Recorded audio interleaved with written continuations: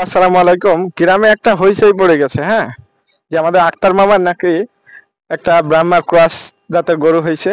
সে গরুটা খুব দর্শনীয় এবং গরুটা অনেক জায়গা থেকে ব্যাপারী আসছে এবং দেখতে আসছে যে গরুটা কেমন মূল্য দিয়েছে এবং কি ধরনের গরু, কি জাত সম্পর্কে জানতে। চলুন আমরাও দেখে আসি। আসসালামু আলাইকুম মামা। ওয়ালাইকুম আসসালাম। আপনার বাছুরের বয়স কত? 4 মাস। 4 মাস। মাশাআল্লাহ, অনেক সুন্দর। এটা কি জাতের বাছুর? এটা ব্রাহ্মা জিপিআর 253। জিপিআর এর 253। মাশাআল্লাহ, দর্শক আপনারা দেখতে পাচ্ছেন বাছুরটা কিন্তু অসাধারণ গঠন। এটা Brahma cross GPS 253 cement number. আপনারা দেখতে পাচ্ছেন। এটা ব্যাপারীরা কেমন দাম বলছে মামা? ওই 1,40,000 35।